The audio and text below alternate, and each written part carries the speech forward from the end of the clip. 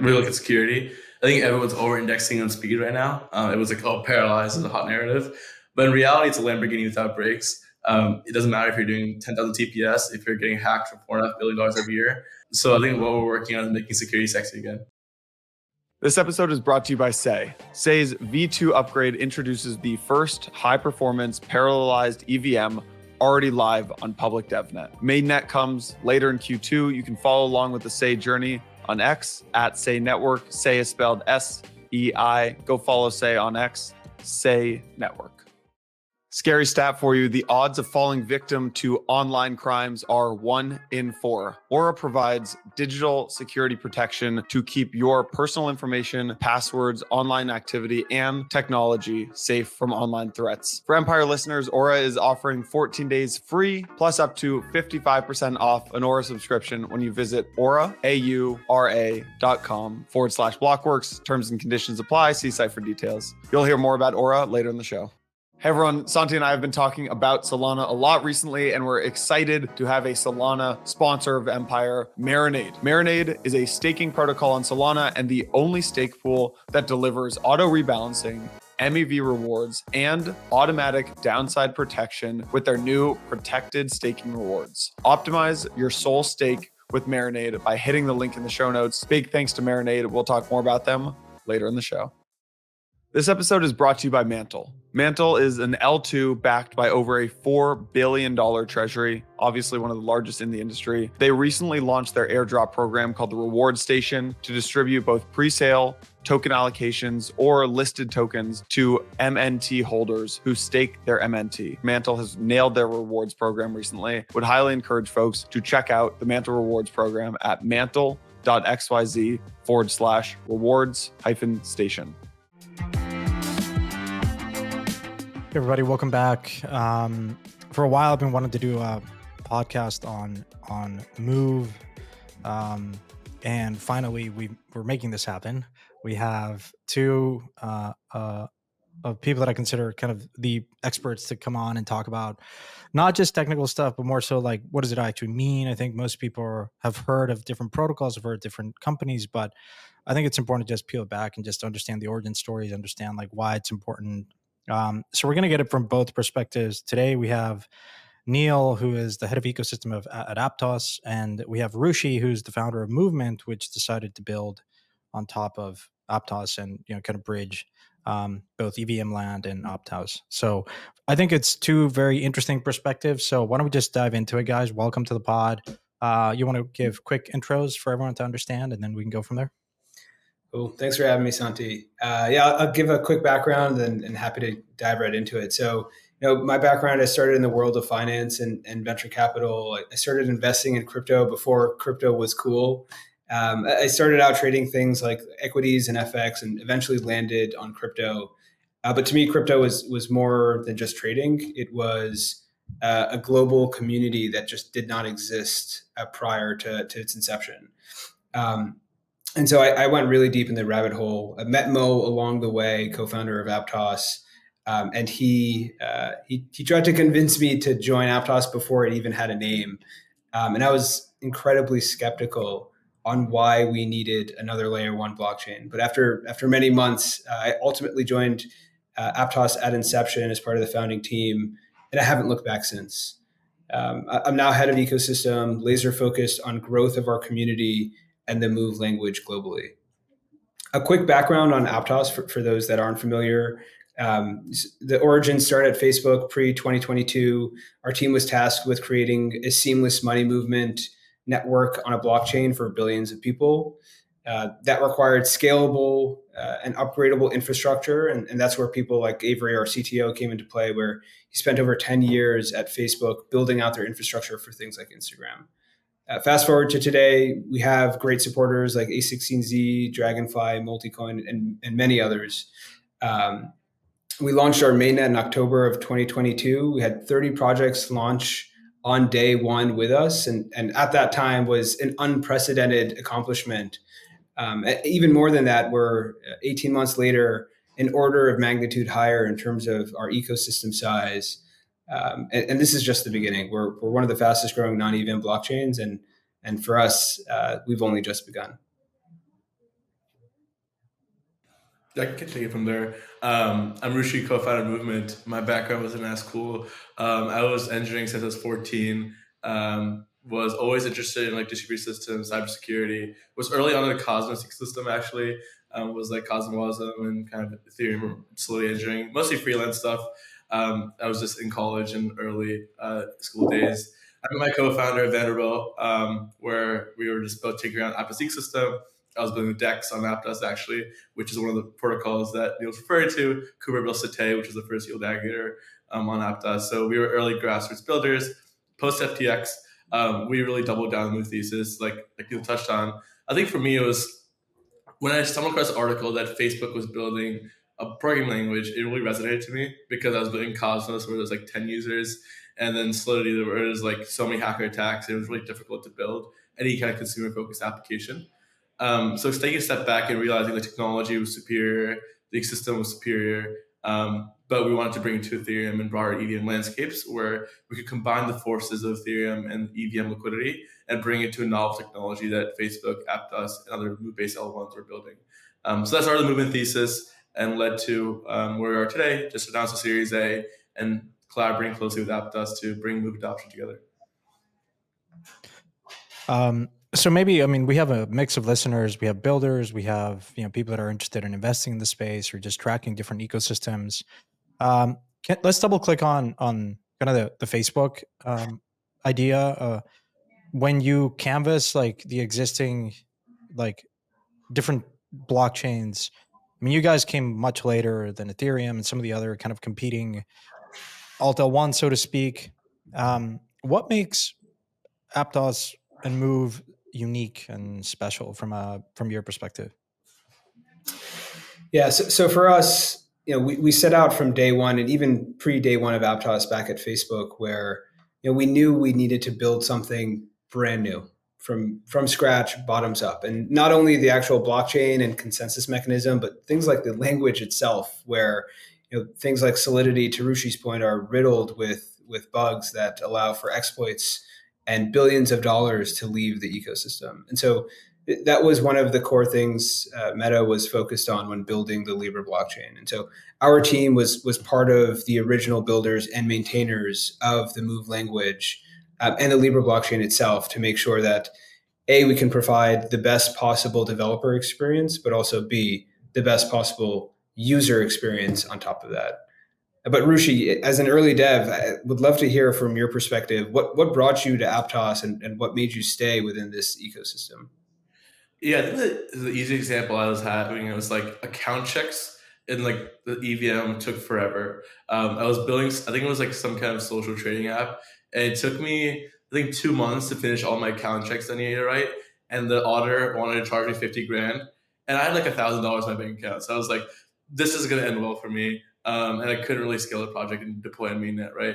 And then when I stumbled across Move, the account checks, it took like 20 lines, 30 lines. So I could do it in about 5-10 minutes. And then even like the auditing costs are pretty much next to zero because it was pretty seamless for that. So I think that's like a small story of what got me into the smooth space. I think like we're always thinking about like how do we build this next consumer app on chain. And like Zuckerberg, when he was in like Web 2 days, like he was able to deploy like a social app and just get feedback early in the Harvard days. That same social consumer app couldn't exist in Web3 because if you want to launch something like your dorm room or if you don't have high profile engineers, it's really difficult to deploy on mainnet, get auditing, get all production because it's a very finance oriented culture. If you deploy an app, it gets hacked the next day, you pretty much lose all your consumer base. While in Web2, if you get hacked, you'll lose like a few like usernames and no one really cares, right? So realizing that security is probably the most important thing in crypto, but most crypto people have been burned constantly, like this $50 million in hack every other day, and people are kind of just used to it. But from the outside angle, it's really critical to actually adoption, right? I'm sure Neil touched on this more in the enterprise angle, but like what gets me up and going is like, how do I get my family use crypto? How do I get normies to use crypto? And right now, everyone's saying, like, oh, it's like going to get hacked. It's like a scam. If I put any kind of money on it, it's not going to last more than 3 months. And to an extent, they're right? Like even like the most flagship blue chip EVM protocols like Curve, Kyber aren't fully verified. Even if you publish new code, there's a good risk of getting attacked. I think the number is like 92% of all EVM protocols are at risk of being hacked.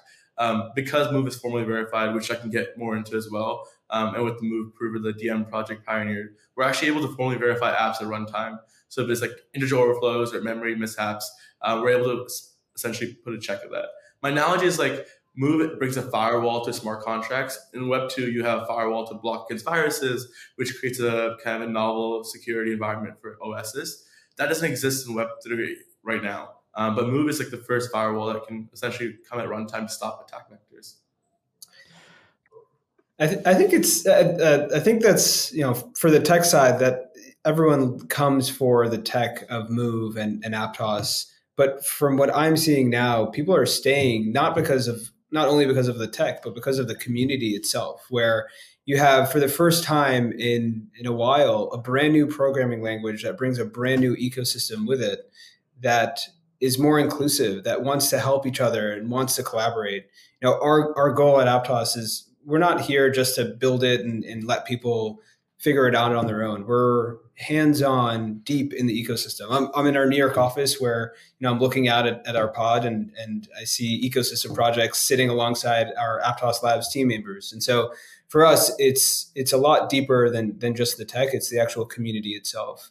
And we're continuing to go deeper on how we can be more supportive and more collaborative than others before us, and even others after us too. Yeah, I think that's a really good perspective, Rushi, particularly on like security drives all.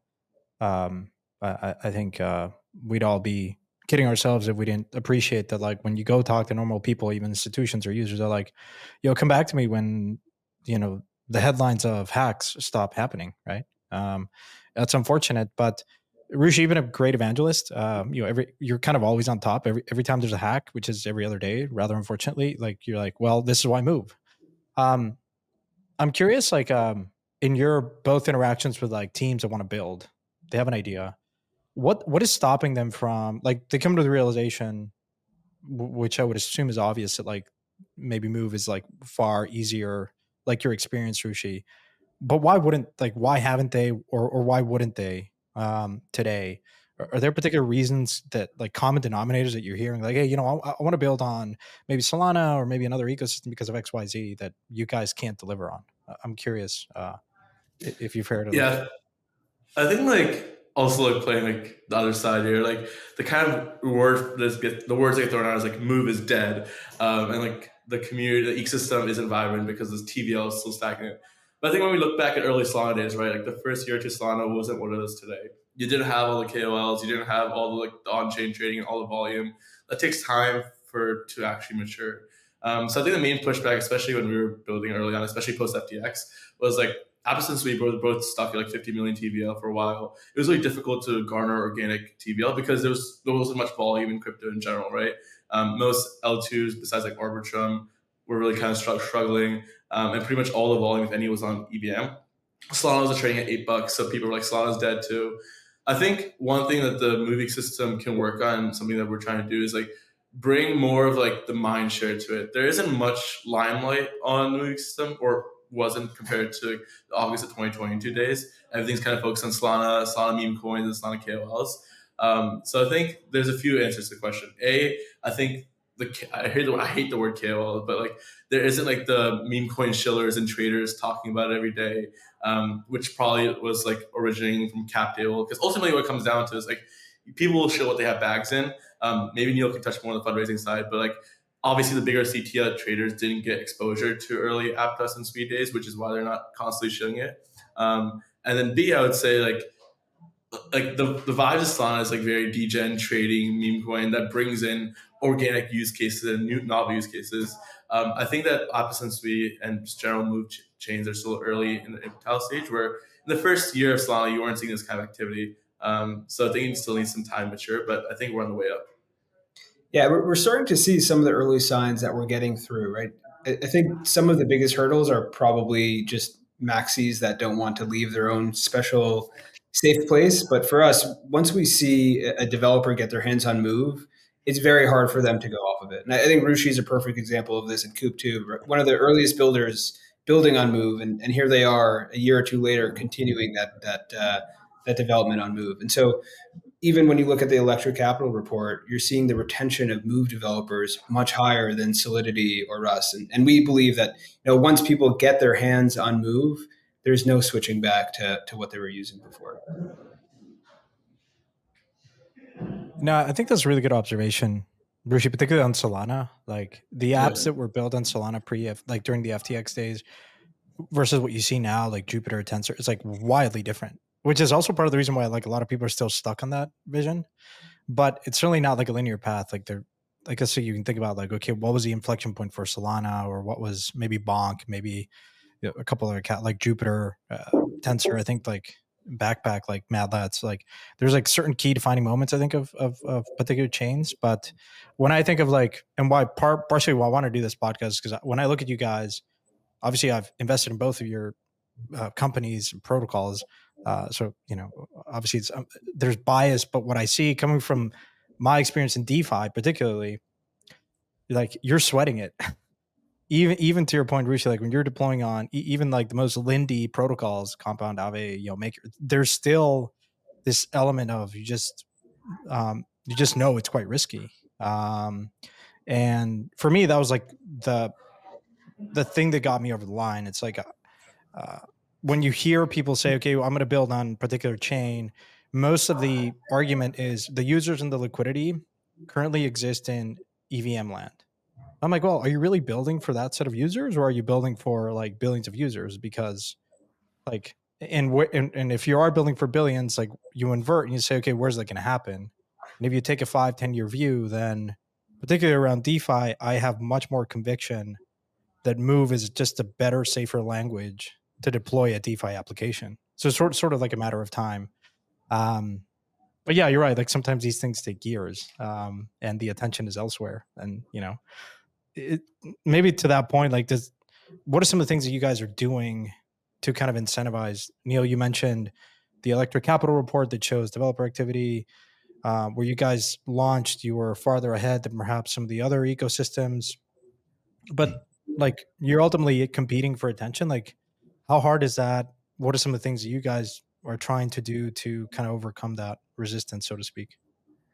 Yeah, building ecosystems is really, really hard work. And I have major appreciation for everyone that has done it before, because you don't realize it when you're looking from the outside, but it is one of the most difficult things about building a protocol or a successful blockchain. But from us and our side, grants and funding, that's easy, right? Engineering support from our Bay Area engineers, that's also for us table stakes. But we usually take it a step farther, right? We want to show that our current ecosystem will achieve PMF and product market fit faster on Aptos than any other protocol out there. We want to give an unfair advantage to all of those that are building with us and on top of the network. And so a good example of this is our January summit that we had in the Bay Area. We flew out 30 of the top projects in our ecosystem from all over the world to come into Palo Alto for a week. Come into our office, have engineering workshops, marketing workshops, one-on-one tailored sessions to build out your roadmap for 2024. Understand where your priorities are and what you need help with. Where are the gaps? And we heard their feedback. And one of the things that we did on the last day was we brought together all of those developers and builders with our investor base. We had 50 investors join us for a closing event. And we just put everyone in the same room together, got them some drinks, got them some food. And at the end of it, we're now sitting several months after that, we're seeing multiple teams that were funded specifically from that week and are continuing to grow, launch their tokens, and grow faster than those that potentially were not able to make it. And so for us, it goes much deeper than just funding or engineering support. It's we're alongside you for the entire ride. Yeah. I'm looking over. I mean, there's a couple of things that I want to talk about, like Aptos Ascend, for instance. I think is pretty interesting. I don't know if you guys want to talk about that. I mean, if we go back to the early announcement of like Libra, there was a whole ecosystem of pretty impressive partners that kind of committed, but then unfortunately that had to wasn't unwound. But maybe on the institutional side, would like to get your perspective. Maybe it's Aptos Ascend or other things, but like if you could just maybe give us a flavor of what type of institutions are getting interested in Aptos. Yeah. So from the institutional side, I think it's been quite easy for us relatively, just because we built this blockchain for billions of users with the tech and infrastructure that people can trust and rely upon, right? The same tech that a celebrity uses to live stream to their millions of followers around the world is the same thing that's powering this money movement network that we call Aptos. And so the institutions that we talk to, the enterprises that we talk to, they're all familiar with the pedigree and the quality of work that went into building the infrastructure. And so for them, conversations are easy. They understand it, they're comfortable with it, and it's more so how do we think about the vision of where this space is today and where it can be, next year or 5 years or 10 years from now. And for those institutions, they're laser focused on how can we maximize distribution, how can we get a higher top line, how can we save on expenses. And so with Aptos itself, it allows them to scale all of their use cases far beyond what Ethereum or some of the other blockchains out there can offer. And so that's where Aptos Ascend came into play, where we spoke to all of the largest financial institutions. We heard what their use cases were, what they wanted to accomplish. So we built this suite on Aptos that targeted those financial institutions, that gave them permissions for whether it's tokenization, real-time settlement, whatever use cases they had, but on the permissionless network. Something that many have not gotten comfortable with until today. And so we released that 2 weeks ago with folks like Brevin Howard, Microsoft, BCG, and South Korea Telco. And that's only the beginning, right? Like our goal is to onboard more and more institutions, and we'll come out with more of these use cases over time of why people are finally starting to look at crypto and deploy on permissionless networks. And to Rushi's earlier point, it has a large part to do with Move and the safety that comes with the tech that we built. Yeah. Rushi, maybe I want to get your take on the rationale to kind of build movement and connect both Ethereum and Aptos, and kind of how has that journey been? Do you ultimately envision not like a vampire attack, but a lot of users moving over once? Because I mean, like I'm looking at some stats. There's just like our network newsletter just came out, and like the retention, the TVL growth in Aptos this year has been pretty impressive. Like it's still number wise, like not like as a more developed like Ethereum, but the growth in TVL, the growth in certain apps has been very encouraging, natively, but also Rushi, from your standpoint, like how do you envision connecting these two worlds, EVM world and Aptos, and like what? Because you guys have announced like a number of partnerships with companies, and so like, what is the thesis there? I think we're generally like not going towards like carrying towards the move market as much. I think we really see like, okay, you had Arbitrum Optimism last cycle that were the main Ethereum scaling solutions. And this cycle you'll have a few of next generation rollups coming to Ethereum. And that's kind of where the market is, right? There's a clear PMF of people who want to stay in Ethereum, use Ethereum liquidity, be Ethereum aligned, which is completely a meme, but it's a go-to-market strategy, right? If I'm an Ethereum user, I'm often too tribalistic to even leave the current chain. But I'll use like Optimism, Arbitrum, because inevitably the tech is better, the user experience is slightly better. But even look at Base today, like Base had some success with meme coins, but still is like pretty not great user experience. The chain got congested, the sequencer went down sometimes with inscriptions. So like the current L2 scaling solutions are kind of not even scaling properly. So this kind of next wave of Ethereum scaling solutions focus on, okay, how do you bring this parallelized execution environment, this high throughput execution environment, while still leveraging Ethereum for liquidity and security? So I think that's kind of where our clear PMF and motto is. Where we believe in Ethereum, we believe that the current best way for a builder to deploy capital and deploy a DeFi app is still leveraging Ethereum security. Most of the volume today in DeFi is done on Ethereum, Arbitrum, Optimism, and any L2 solution. And I foresee that staying for the next 6 to 12 months. You can argue that L1s have better user experience and better kind of end-to-end experience, but the fact is that a lot of the volume is happening today on Ethereum. So when we take a step back and kind of looked at that, we're like, there's a few main factors here. unfortunately, the current state of crypto comes down to wealth creation, right? The best tech, unfortunately, doesn't always win out. It matters how can you get people, the community, making money, how you get teams funded with novel use cases, and how you build liquidity on chain. And quite frankly, like looking back on our early Aptos days, that was kind of a struggle post FTX because there's little to no liquidity in non-EVMs, and like any capital deployer didn't feel comfortable deploying anything that wasn't Ethereum. I think with the bull market, we're seeing that kind of change with Solana, but what happens in 6 months when the market takes a downturn? Then those same family offices and liquid funds that didn't feel comfortable deploying on top of like any L1 will still turn to Ethereum. So looking at that, we're saying, okay, we want to provide as much short-term solvency for this Ethereum scaling solution. L2s can't scale today. We believe in a parallelized, formally verified environment for apps to deploy. Obviously, we're doing some Web3 native guerrilla tactics with airdrop mechanisms and whatnot, but we're kind of seeing that meta, especially the last few weeks, kind of get oversaturated. And we can also delve into that and how we go into tokenomics. But it is a tricky line because you don't want to like airdrop your entire supply and then like your vampire tactic 3 days later, right? But you want to make sure that people are having value creation effects. So I think our general go-to-market is realizing that most builders today, DeFi builders, want to live on Ethereum.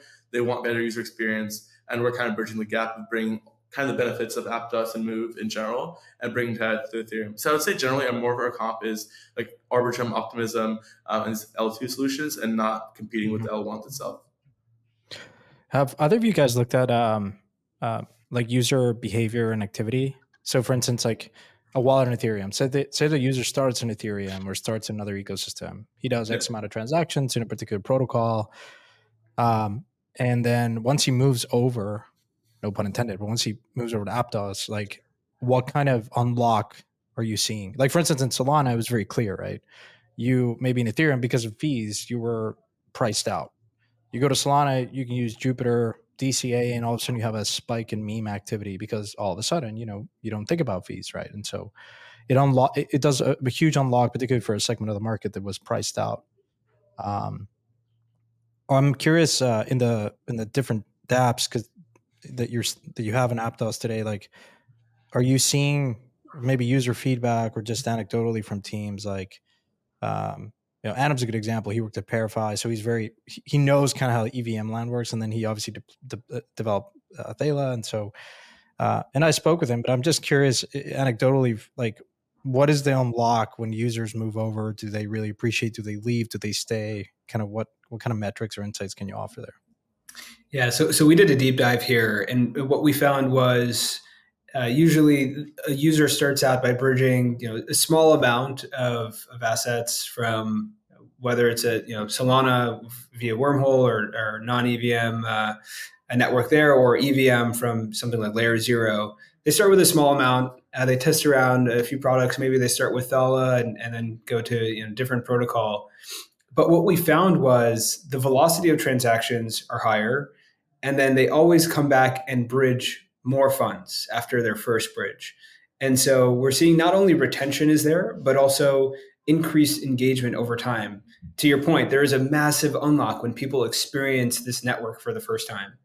Something that I just started doing is, when I travel to conferences, I have someone pull up their phone, download the Petra wallet, and send them an APT. And they're blown away by how quickly they're able to get the funds in their account and how fast they're able to send it to whoever they want or transact with the network. And so for us, we just want to get people's hands on the network to see for themselves how amazing it is. And so we're seeing that retention continuing to tick up, and not only that, but engagement overall. Yeah. So like following that thread, like from both of your perspective, like what does the rest of the next 12 to 18 months look like? What are you most focused on in terms of types of applications being built, type of initiatives from both of your perspective? I think from the Ethereum land, like there's a clear fatigue of the EVM-L2s. There's like they 50 EVM-L2s that have no clear user experience difference. Like using there's a whole ZK EVM craze, and then people realize there's fundamentally no user experience from ability proof to fraud proof. And in the case apps of fraud proofs. So I think in the past, when you look at Ethereum scaling, it hasn't always been not user focused. It's always been like, what's Ethereum aligned? What does Vitalik say? And what does consensus want to push? And then in the reality, when the user experience comes down to it, users don't care. Users really care about, okay, how can I have like low gas fees? How can I not get hacked? Even like security itself isn't really a narrative. Security is not like privacy, where it's like everyone agrees that's kind of needed and it's important, but it's not sexy, right? You can't create memes about security and privacy. And like if you look at price action, there's been no security or privacy coins that have actually made it. So like it becomes from like private market point of view really difficult to validate the security thesis. But I think the way we're approaching it is we recognize that people want better user experience. So focusing on the high throughput capacities, we envision the world where when you launch mainnet that trading is going to be very active on our L2 because you have all the user experiences like Solana while leveraging Ethereum for liquidity and security. So kind of meshing the both. We are fully even compatible. So a lot of our go-to-market is targeting the existing Arbitrum, Optimism, Avalanche protocols that kind of saturate their chain, looking for their next step. And now they can build novel trading experiences. We've seen a lot of order books rise from like Harounian Arbitrum having like gas fee spikes because when GMX goes to the roof, it kind of affects the user experience. So we're doing fully on-chain order books with us. So I think from a DeFi point of view, we're seeing a migration from existing L2s to better novel user experiences because traders ultimately want low gas fees, localized fee markets. And I think like there's a whole angle of like using the shared sequencer that we can get into.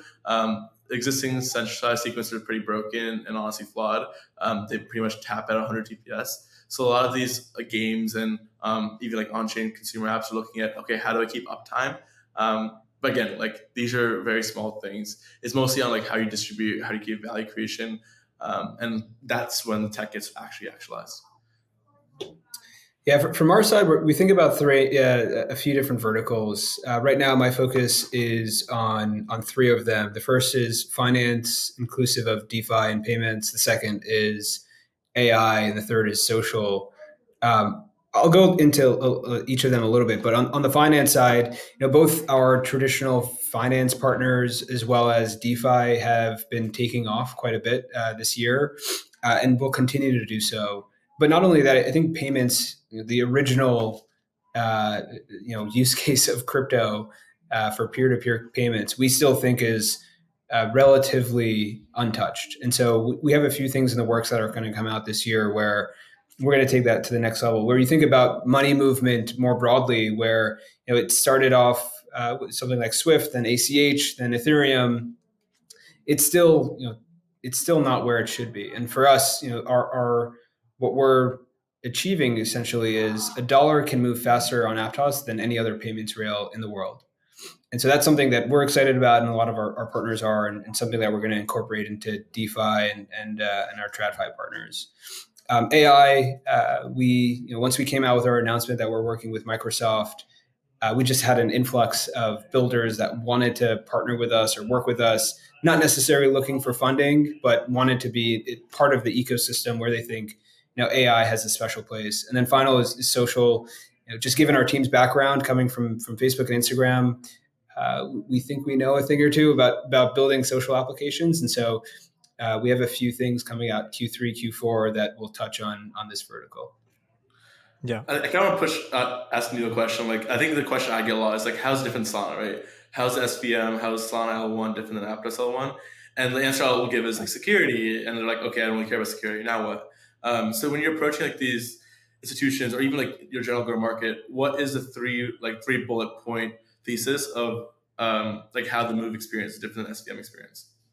Yeah, I mean, it depends who your audience is, right? If you're talking about institutions, they do care about security a lot, right? Like they love it. And so, Rushi, your tweets are probably circulating in all the institutional group chats. But from what we've seen, they really care about security. They don't think that Solidity will be the end game for DeFi or real world assets on chain. It's just it doesn't make sense, and it's just not feasible.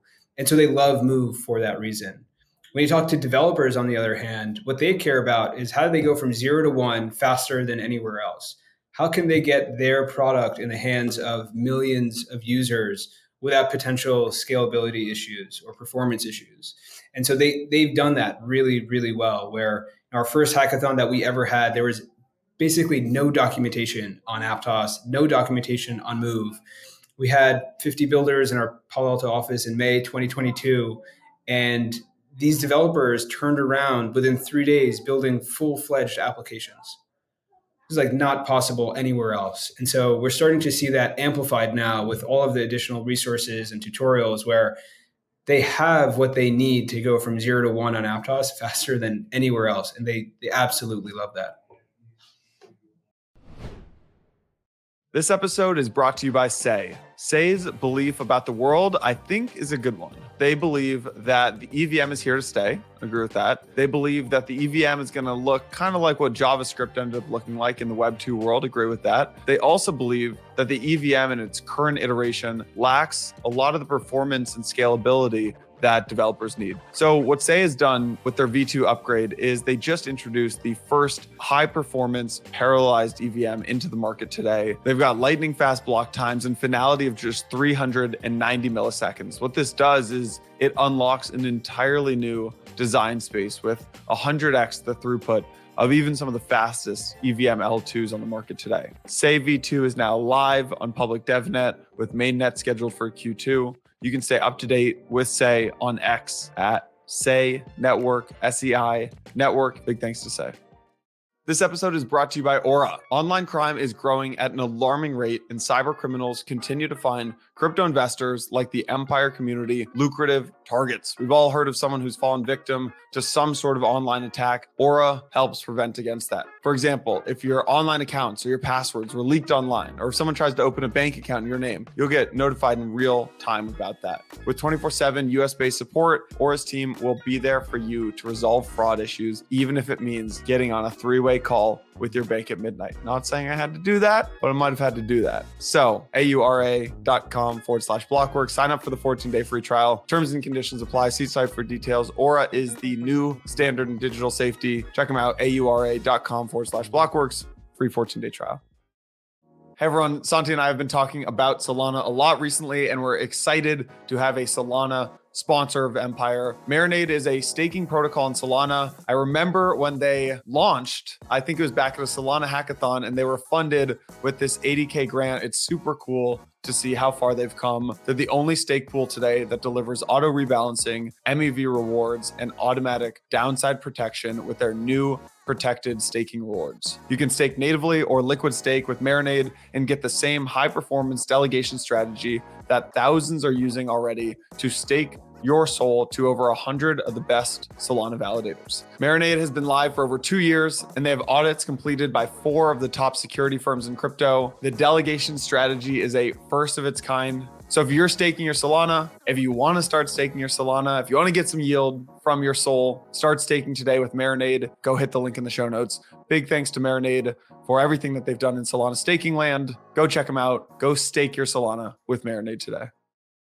This episode is brought to you by Mantle. Mantle is an L2 backed by one of the industry's largest treasuries. At the time of recording, it's valued at $4.4 billion. The Mantle ecosystem engages in a lot of early stage exciting projects such as Athena and Eigenlayer, and they give out actually the rewards to the Mantle community. There are 2 airdrops I want to tell you about. The first one, it was with Athena. They offered 2.5 billion Athena shards to holders of their native token MNT. So the reward station program distributes these pre-sale token allocations to MNT holders who stake the tokens. The second one they have going on is with MISO, MYSO. That gives out over 90,000 MYSO tokens worth about $50,000 today. That starts on April 25th, runs through May 2nd. If you want to check that out, you got to stake your MNT, and you can check out the reward station at mantle.xyz/reward station. Big thanks to Mantle for sponsoring Empire.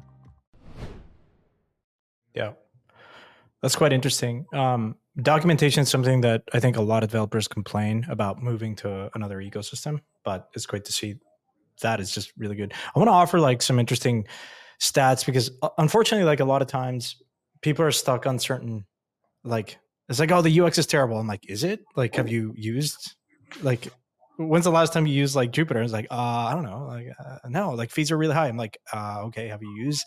And so unfortunately, you have like 2 camps of people that are very opinionated, but are not using this stuff, or just simply stop paying attention. And the space moves like incredibly fast. So like if you were to like focus on Aptos maybe last year versus this year, radically different. just by virtue of number of apps, certain metrics. So I'm just going to offer some stuff and then I'll let you guys comment. But things that just jumped at me, and it was really timely because our network, which is Spencer's like newsletter, is like really, really good to, and it just came out with the Aptos mega issue, like literally like 15 minutes ago. So I'm just kind of reading this live, and I will link to the show notes. But like, for instance, there's been like, there's been a lot of activity.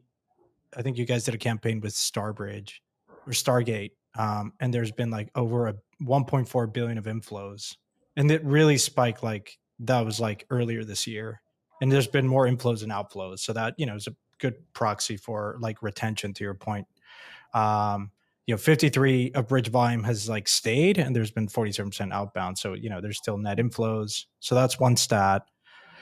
Stablecoin supply, like stablecoins, I think are just a killer Trojan horse that has crossed 100 million. That's 27% of all TVL. That has grown 3x year to date, so to speak. Let me know if this is not accurate. I'm just kind of going off of the newsletter. Keep going, man. I love this. Because I think like a lot of the conversation is just like opinions, but like let's just put hard numbers on it. Like I appreciate like it's not a billion maybe that is like locked in, or 15 billion it's locked in eigen, but it's not chump change either.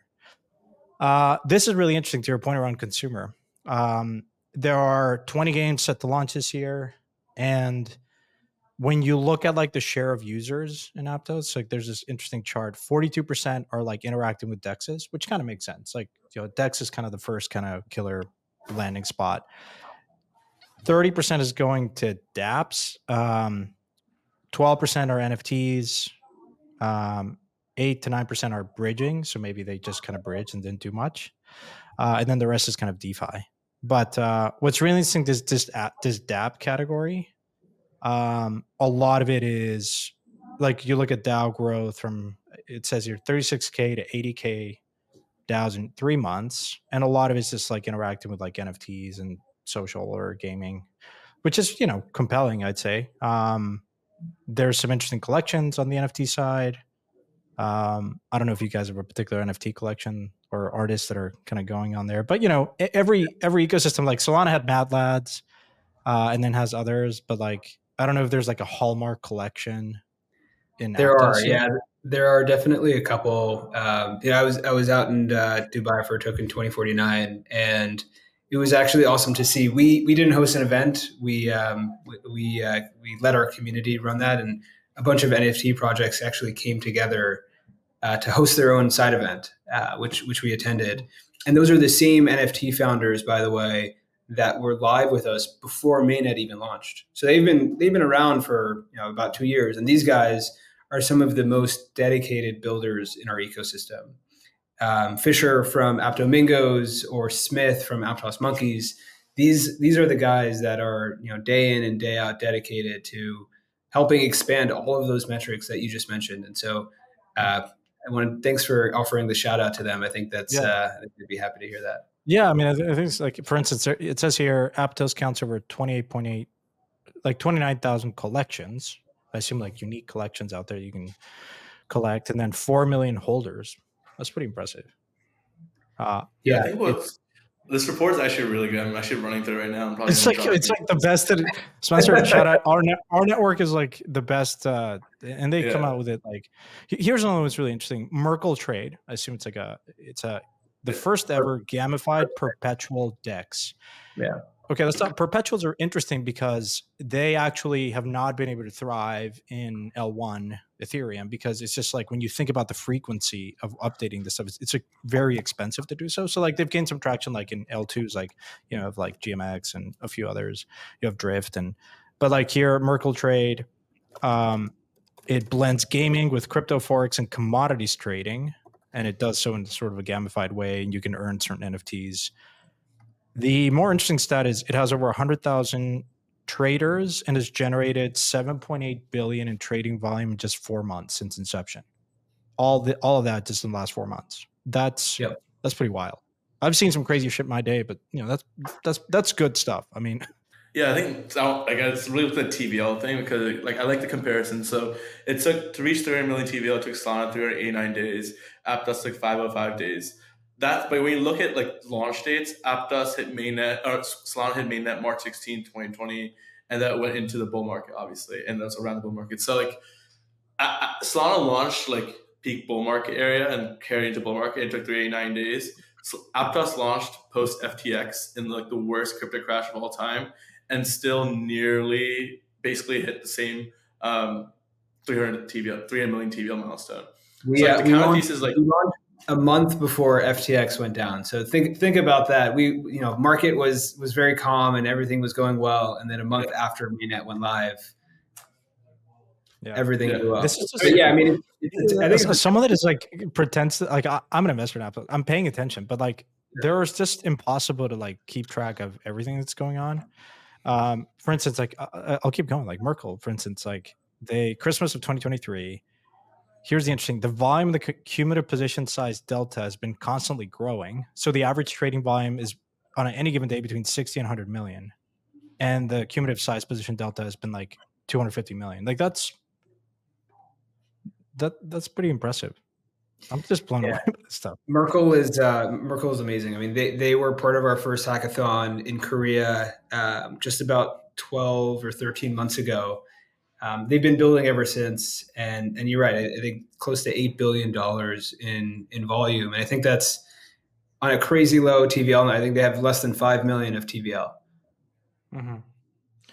Yeah, but I think what people are starting to realize is TVL is not the important barometer when you think about like even when you look at something like Uniswap, it doesn't matter. What you need to look at is the turnover. Turnover is what generates fees. You can have a ton of TVL, but no trading. And if there's no trading, there's no fees. So it doesn't really matter. Look at the efficiency of the capital, and that's what you're starting to see in these like higher throughput blockchains. Like the velocity of that and the unlock and user activity is really important. Is really what you should be focusing on. So when I look at that, it's not so much. I don't necessarily care how many user growth is interesting, like how many like wallet growth and retention, but it's really like the daily trading volume that's pretty impressive. And so maybe I mentioned a few protocols here. I just kind of went scrolling down, but like I've seen you guys focus a lot in Korea, and you just mentioned it. So what is it like? It's obviously a very degen market. It likes crypto. The penetration rate is really high. Is that the thesis, or is there a particular? And you just mentioned, I guess, an institutional partner, right? Yeah, I think it's a mix of a few things, right? I think there's high crypto penetration there from retail. There's high adoption from enterprises, and then I think the third one is consumer behavior. There, you can find virality in Korea faster than most places around the world. And so for us, it was very intentional when we were starting up, and even through our first fundraise. We made sure that we wanted to have local partners with us from day one. And so we have 4 investors that are on our cap table based in Korea. Hashed is one of them, Iron Gray, which is a family office, and then Hybe and YG, which are the managers for BTS and Blackpink. And for us, we wanted to be spread throughout, not only through enterprises and institutions, but all the way down to consumer applications, behavior, and pop culture and K-pop. And we did a really good job of that, and our investors did a really amazing job just getting us deeply ingrained in the ecosystem. And I think we were there 4 or 5 times last year, probably on track for the same this year. Going very deep with the partners there that understand deeply some of the use cases that can be brought to life with Web3. And not only that, I think the developers there get it too. And that's where we found Merkle and a handful of other developers building in our ecosystem there. It's definitely a country that's very special to us. And, we plan on spending a lot more time there. Yeah. Rushi, you've been quiet there for a minute. I want to maybe switch it over to you and just what are you most focused on? I mean, every other day, it sounds like you guys come up with an announcement of just whether it just seems like the ecosystem within movement is ever expanding. Yeah. So like upon launch, like I would assume, like what's the experience from like a user standpoint? So say that I originate in Ethereum or I originate in somewhere else. Like what like offer us maybe some insight into what is it going to mean for the user to go through movement, and what are some of the things that they were going to be able to do like day one? Yeah, I think I tweeted about this. Like, since we announced, we haven't seen it inbound since November 2022 in the moving system, which I'm very excited for the ecosystem in general. Like, there was like Ethereum people who like never even like looked at the non-EVMs that reached out saying I want to build a movement and like deployed smart contracts in the last like 72 hours. So our BD team is like over there like sweating balls. But I think what we've seen is like, yes, you have the moving system, but really our value capture is from the EVM system. You have like these Arbitrum optimism protocols that really can't differentiate themselves, because if you're the fifth cryptex and optimism, like you're not really accomplishing much. There's not much of a different business model there. But there's a world where you can develop novel use cases on Ethereum without needing to kind of leave your current system. So we're seeing like fully on-chain order books that on Optimism weren't possible to be deployed. We're actually seeing some move AVSs now. So like we're working with the Eigen team around formal verification. How can we create essentially watchtowers for mempools to enable essentially formal verification running at runtime? So I think we're doing a lot of work.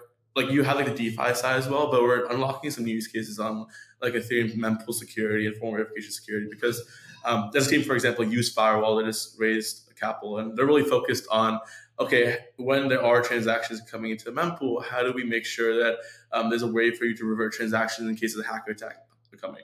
If you look at like L2s right now, no one's really focused on security, no one's really focused on performance. They're all doing the same thing of, okay, how can I incentivize mercenary capital, mercenary developers, give them the airdrop they want, and then they'll probably leave the next chain in about 6 to 12 months. What we're looking at is, okay, we're one of the leading chains in space that's actually focused on high throughput parallelization, a novel user experience compared to other 40 other chains. So let's say, for example, I'm a game on Arbitrum. Right now, I'm probably not getting any kind of performance. I'm relegating all my compute off chain and maybe having an NFT marketplace on chain. And that's my Web3 gaming experience, which doesn't accomplish much. You're not actually doing anything innovative in blockchain. We're now seeing the same games, especially in the last 100 hours or so, saying, okay, your environment allows me to do much higher throughput, not be burdened by gas fees. I can actually do fully on-chain gaming. So that's pretty exciting. On the DeFi side, we're doing a lot of work at analyzing insurance, because in the past, insurance on Ethereum has been broken, essentially because smart contract risk is so high, there's no way to get actual insurance models to back up investment. So if I'm a family office, I wasn't comfortable deploying ETH on one of these EVM L2s because the smart contract risk was so high. If I went to an insurance provider, they couldn't give me accurate risk profiles. So there wasn't actually good insurance models to make sense. Now we actually have accurate risk models based on formally verified applications. We're presenting that to family offices and liquid funds. I mean, look, we're cutting down on attack vectors by up to 90%. If you're deploying ETH on chain, this is the most secure way on Ethereum to deploy ETH and any other EVM asset. You don't have to use a third-party bridge, which is another concern of a lot of people looking at L1s. You can use our trust minimized bridge from main Ethereum to our layer 2. So we're actually seeing a lot of capital deployers come from Arbitrum Optimism and other layer 2s looking at our stack and saying, okay, the user experience is better. If I want to move capital around, it's going to cost me a fraction of what it costs on EVM. And B is actually risk models that make sense. So I think we have an opportunity to be a leader in like the most secure way to deploy ETH and DeFi on Ethereum. To the work we're doing insurance, to the work we're doing ABSs. And I think that's particularly exciting in the next 4 to 6 weeks. I'm going to ask like a pretty basic question I think our listeners would appreciate, but just even for my edification, like, so when you're sitting at this intersection between EVM land and Aptos, you are maybe taking like the weakest chain, like this idea when you're connecting two chains, I guess, unless you're doing it through IBC, but maybe I would love to be enlightened here, but like you're still in some capacity like beholden to the limitations or like the issues that have existed in EVM land when you're connecting these two worlds, right? So how do you, I don't know if that's true, but how do you mitigate like the surface area of attack vectors if you're interacting in these two worlds? Like, are you still, aren't you like beholden to like the weakest link here, which is EVM land? Yeah, so it's a layer 2. So you have like the move VF execution, Ethereum for settlement. So you don't have like the formal verification happens at the move approval level, the execution level. So when you have even smart contracts deployed, we clearly market that it's not going to be as secure, not going to be as high performant. The way we look at any EVM contract deployments is as legacy code. In a perfect world, we have every EVM app deploying and writing move code, and then me and Neil will be very happy ecosystem builders. But that's not the true case. If you're a Solidity developer, it costs a lot to hire move developers. It costs a lot to hire Rust developers. There's only a finite amount. So the question is, how do you do BD for them in the next 4 to 6 weeks? And oftentimes what we found is a cold start problem is providing EVM compatibility, where you market that, look, It's a Move EVM. Your best performance will be on the Move side, but if you're going to be annoying and be stubborn, but we still want to support you, we still support even smart contracts. And what we see is actually a turnover where like they'll deploy the even contracts, realize their counterparts are doing much better throughput, have better security metrics, and then themselves will learn Move in onboarding.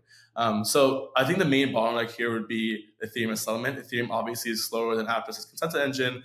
Ethereum obviously is slower than Sui and Solana. We're not marketing that we're going to be faster than them. In fact, I would contend if you want to build like a payments app or if you want to build a next generation gaming app, it probably makes sense to use a layer one, just better throughput, and anyone who tells you otherwise is lying. We're really focused on, okay, how do we bring liquidity to these Move apps and EVM apps? How do you bring a better user experience to Ethereum? The trade-offs of Ethereum is obviously it's slow, it's clunky, but it still has so much financial volume. It still has a Lindy effect. And people today aren't comfortable leaving Ethereum. In a 6 to 7 year lens, maybe that changes. And Aptos, Sui, Solana, these other blockchains are able to encompass Ethereum as a global settlement layer. But for today, Ethereum is a global settlement layer. So the question is, how do we scale that? Yeah. I think when I first met you, I asked you the question, so like, what's the end game for movement in a world where say that like we're all kind of beta testers right now, but if like the vast majority of users, developers, partners are going to join in the next 10 years and drive a lot of the activity, what happens if they just go direct to, because this idea of chain branding is something that I think goes away over time. Yep. Ultimately, either through aggregators, if you believe that kind of evolves, then no one will really care if you're using Ethereum or Solana or Aptos. Like, you just want things to work. So like, what is that's at least my view, but like, what is the end game for like like your place and the utility of movement to connecting these two worlds in a state of the world where most people may just go direct and build on Aptos? Well, I think you look at like the Ethereum and other EVM chains, right? Like you can argue that every EVM L1, L2 is a vamp attack on Ethereum, but that's clearly not been the case, right? Like Arbor trying to clear GMX use case, Optimus and synthetics. So what happens with these kind of L2s and non-EVMs is usually there's one or two apps that really make it or break it. While Ethereum, you have a slew of apps. So I think the way we see it is like we're complementary to Aptos, at least for the next 3 to 4 years. Where if you want to deploy like a DeFi app, we probably, and bring Ethereum liquidity, it probably makes sense to movement. If you want to have your own novel L1, you choose Aptos. In many cases, going cross-chain is actually plentiful, and we're seeing a lot of that activity happen. So I think in the short term, we're not even concerned about that. We're really more focused on attacking the EVM land, Ethereum land, and like many L2s often only have 1 or 2 apps that really prove the DeFi experience on that. And then in the long term, we'll see how that plays out, right? I think like no EVM L1 or L2 has vamp attacked Ethereum so far. Like even BNB has its own vibrant ecosystem and does like the second most EVM volume, is not taking away from Ethereum. Like PancakeSwap is like pretty much a native BNB app. So no one in the EVM it's still PancakeSwap is still actually in Aptos. I just realized, but PancakeSwap exists in Aptos and it does like, has like 13. Not that TVL is the most important metric, but it has like 14 of TVL. Anyways, go ahead. But I think like each like the vision is like, I think everyone here is a Move as a standard. Like there's multiple Move L1s, multiple Move L2s. Everyone's really adopting Move as a framework. And then each kind of L1, L2 has its own app-specific use case, vertical-specific use case. Maybe in 10 years, Aptos is a consumer-focused L1 and with a DeFi L1. Or maybe it's the other way around, like Aptos is a DeFi L1 and with a consumer L1. I think if you look at it from like short-term point of view, and honestly, this is one of the frustrations coming into the moving system is like, I was a college kid and I had to choose between like Aptos and Sui, and I didn't know which one was better or didn't really know what's going on. And they were just like fighting each other, which Neil probably won't go into, but that was honestly a concern, right? It was like, there's 10 developers and 2 major L1s are competing with the 10 developers. And then it led to a lot of issues starting off and probably turned off most of the ecosystem. Whereas I think now Aptos movement really recognizing that's not the way to go about. The real villain here is the EVM and other next-gen L1s. And I think it's a very collaborative environment. Yeah, I think let's actually go there. Go ahead, Neil. Yeah, I want to double click on this, but I think the point that Rushi brings up is really important. I mean, think about where we are. Move is brand new, relative to things like Solidity or even Rust, and who knows where we'll be in 5-10 years from now. But I think right now the focus is how do we collaborate to grow Move together, right? Like we're not, we're not seeing movement as hey, we don't want to work with you. You're another L1, you're another move chain. This is, someone we want to work with to grow the pie together. And I think that's why we're, all of us at Aptos are really excited to work with Rushi, Coop, Movement, and bringing Move to really the masses and overtake the I guess the legacy languages. Yeah. No, that's a good point. Rushi, I want to also double click on this idea you mentioned, like when you come and there's different move based chains. How was that? Maybe offers some insight into like what was your decision process of like something that stood out from Aptos or stood out from a Sui or Sei. Neil. I'm gonna have to mute him. He might just like, but Yeah. like, I mean, like, I think everyone kind of knows like this track history, but it was like obviously not the best vibes. If you were looking to come movie system, it was like a guerrilla war. There was exclusivity contracts that were go back and forth. There was like Twitter beef. So like from a newcomer and like a college kid, I was like, what is going on here? And I think that's like the common experience that it was back then. It was like, okay, I can either choose between two fighting systems or build in Solana. And a lot of the builders ended up building on Solana. But I think like hopefully the narrative's kind of distilling down. We're able to kind of wash those tensions. Hopefully that gets better over the next few months. But again, like it is a competitive environment. We've seen it in EVM land. It's not anything new. You have like arbiters and optimism beefing each other. You have multiple EVM L1s beefing each other. But again, it's early system. So I think like Solana didn't have like beef when it started off. It was just Solana, a new L1.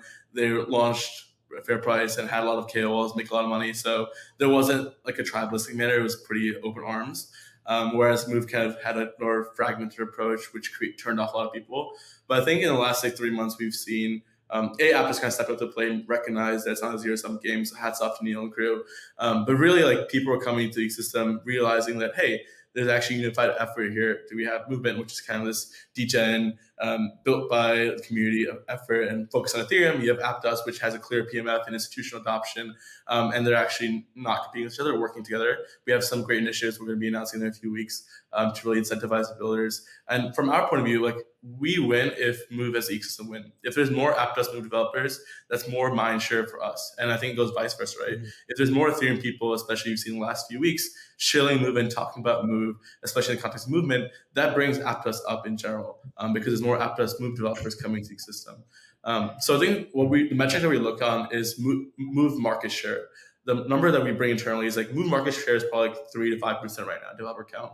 Our goal by end of this year is around 10%, and the 2 to 3 year goal is 15 to 25% market share, which is very ambitious and very driven. But we can't do that by ourselves, and if us, Aptos, since we keep fighting each other, we're never going to accomplish, and Move is going to die. Mm-hmm. So the main metric we're looking at is Move market share. Right now, it's like I think 60% EVM, like 20% Solana, and the rest distributed about L1s. The key that Neil touched on is growing the Move developer market share. And then if whoever boils down to like, oh, you get this developer, you get this app, it really doesn't matter. We're just trying to like increase that percentage. That's fair. Are you when you mention those figures, are you referencing like the Electro Capital developer report? Yeah. Don't quote me on the number. It's just like it's also like vibes. No. I mean, like within this order of like it's ballpark-ish, but it's like less than 5% of all developers today. Yeah, for sure. Yeah, so like the main initiative for any growth marketer, any developer relations is increasing that percentage of developers. Because if you're just taking away the 3 developers from each different Move L1 or non-EVM L1, you're actually not making any forward progress. You're just creating vampire attacks and creating no net new development. I think that's what EVM kind of stuck with, where it's like it's the same DeFi app that's like bridging between different chains and asking which chain will give them more of a grant, and then like there wasn't actually much innovation happening. Solana did a better job because they were the only SVM, and we saw like net new innovation coming. And I think Move has a chance to really take its next step because there is a security aspect. You have the ability to build fully verified and high throughput apps that you can't do any elsewhere. So the main metric that we're looking at internally is how do we grow that percentage? Yeah. But Neil, in the conversation, you and I were both in Dubai, and for me, like there's clear narratives or like actual use cases that are going to take off. And as much as DeFi is not sexy, it's sort of in the backseat. Like it is the thing; it powers everything. So, I think the Move language is very well suited for that, but also stuff like real world assets, right? I mean, I think if you're an institution, you really do value security. You really do value kind of the language and the ability for internal teams within your organization maybe to like easily deploy and really value the the security aspect of it. Um, is there anything that like actually just going back to Rushi's point, like you would add in terms of your focus when you think about like you have two other competitors? Does it compute? Or are you more focused on like how do you think about differentiation in the lens of developers, users? Um, Yeah, I mean, for us, it's exactly what Rushi said. We want to grow the pie. We want more developers getting their hands on Move. And so to us, we're not, maybe we're Move maxis a little bit, but we're not Aptos maximalists. We're here to really grow everything together. And so that doesn't stop at grants or funding or engineering support. It goes much deeper than that. Like Rushi and I hosted a happy hour in New York last week. I think Rushi's out in SF right now. He's about to go lace up and play ball with Mo and Avery on Thursday.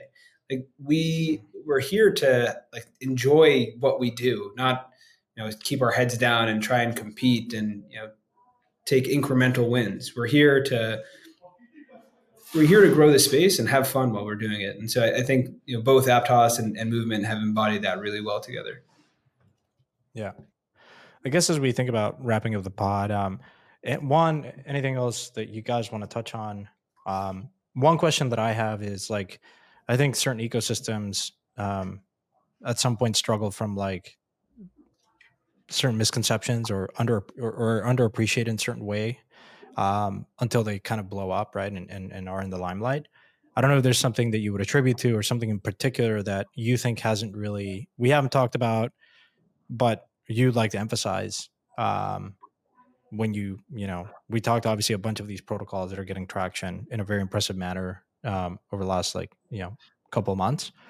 But yeah, I don't know if there's anything in particular that you think is specifically underappreciated or that you want to touch on as we wrap up the segment.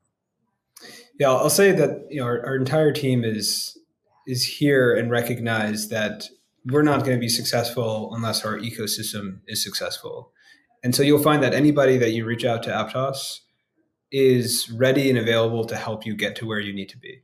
Whether you're in Palo Alto for the weekend and you want to come hang out at the office, or if you're in New York and you want a spot to work at it for the next couple of weeks, we'll almost never say no. Right? Like ask us the most ridiculous asks and we'll probably say yes. We're here to see developers and users succeed. And so that's our focus now. Yeah, I think for our side, I think something we talked about is like this year's and last year's like part of the whole model thesis is experimentation with Ethereum, right? In the past, it was like use Ethereum L1, maybe use L2, and that's pretty much it. But now with the rise of DA layers and different execution environments, we're finally seeing the experimentation on Ethereum that we wanted for a while. And people are like, it's kind of like a Trojan horse where like people who never would touch these technologies are now opening up to it because it's Ethereum aligned, right? It's using Ethereum in some capacity. So almost like alignment is a marketing strategy where you're able to penetrate new markets and have experimentation of users. Like people are trying move apps on Ethereum that wouldn't go to L1 traditionally. And that's kind of the way we're focusing on, right? Like we want experimentation at infrastructure level. We want people to launch their own custom move L2s and be part of the stack. We believe that like you want essentially a network of move chains where it's not just going to be build our L2, otherwise screw off. It's like you can have your custom block space, run your own nodes, run your own independent sovereign environment, because that's what is market values. The market prices app chains much higher than it prices applications, which is the unfortunate truth. So the question is, okay, how can we empower those builders, enable them to launch their own chains, and still incentivize the foundation? So that's what we're working on, a few big high-profile candidates. But in general, it's just like, I think in the past, it was, like I touched on, very tribalistic. And now over the next few weeks and months, we really want to democratize access to Move in the software beyond just the traditional vector that, oh, it's Silicon Valley, soon tie thing. It's for the people, by the people, with the people. Mm-hmm. Rushi, on that point, because I think like modularity is a thing that is like the integrated versus modular kind of approach is something that we didn't touch on, but now that you bring it up. So what you're saying is like developers might get the opportunity to use like Move Move based, like develop a chain that uses Yep. Move as a programming language for execution, all the benefits of like parallelization and high throughput and whatnot. You use DAA, I don't know, Celestia or EigenDA or whatever, Yep. and then you use maybe even Ethereum for settlement. Like you could use all those three different components. Yeah, we really focus execution layer compatibility. So in the past, you had like OP stack, Arbitrum stack, CDK, whatever world framework, whatever DA layer. But everyone's like build whatever, then use the EVM, which often is a bottleneck for smart contract development. We're uniquely focused execution layer where you can use our VM with even compatibility. You can use whatever world framework, use whatever DA layer, and have your custom block space, which we found through like builders and through research is that the high profile teams, they really want their own custom chains because that's what the market demands. You're able to demand a much higher valuation and you'll be much more attractive in private markets if you have your own infrastructure stack.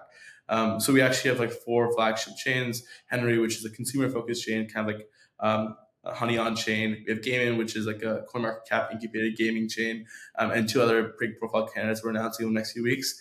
That are launching their own custom environments with Move, using whatever role framework, OP stack, Arbitrum stack, whatever, using whatever data layer. And we kind of have a unique edge in the market where we're uniquely focused execution on Ethereum, and everyone else can compete on everything else. That's pretty novel. Yeah, it was really exciting, man. I think ultimately the takeaway for me is it seems that it's clicking once people start using it, and the user experience is actually pretty good. It's starting to show up in the apps, in the retention numbers, and the growth in TVL and the volume that is posted daily. So I think that's really encouraging. And ultimately, I think like it's very synergistic what you guys are doing with just allowing people to just be that Trojan horse, be that gateway to appreciate Move, even if you have resistance, right? It's sort of like an intermediate step to ultimately then just kind of appreciate all the good stuff of Move as a programming language. This has been a good discussion, guys. Any parting thoughts? Anything else you want to focus on before we go? Get your hands on Move. Get your hands on Aptos. In the future, get your hands on Movement. Come hang out in New York, the Bay Area, Korea. We're having our Aptos conference, the Aptos experience in Korea, in Seoul in September. So come by. If you want a free ticket, just DM me and I got you. And I think for us, it's like really look at security. I think everyone's over-indexing on speed right now. It was like, paralyzed is a hot narrative. But in reality, it's a Lamborghini without brakes. It doesn't matter if you're doing 10,000 TPS, if you're getting hacked for $4.5 billion every year. So I think what we're working on is making security sexy again. I love There's nothing that I could say that would beat that analogy. We should have just started there, guys. Lamborghini without brakes. Really good. Well, guys, thanks so much for coming on. I hope people can tune into this podcast and make it like they want to learn about Move. They want to learn about the different like development approaches, and as a starter pack, like this hopefully can be it. We'll link a bunch of the resources where to find you. Both of you guys are hiring. There's a lot of grants potentially for builders and whatnot. So yeah, I think this has been a good discussion, guys. Thanks so much for coming on, and yeah, let's get moving. Thanks, Santi. Really appreciate it. Thanks, Neil. All right, you heard about Sei a couple times. Just want to give them one last shout out. Big thanks to Sei for sponsoring this episode of Empire. There are a ton of reasons to build on Sei. If you want to get in touch with them, you can reach out to me. I'll put you in touch directly with the team. You can also get in touch with them on Twitter at Sei Network. You can follow the journey at Sei Network. They are currently live. They've got Sei V2 on public devnet today. Mainnet goes live later in Q2. Really excited to have Sei sponsoring and partnering with us on this episode of Empire.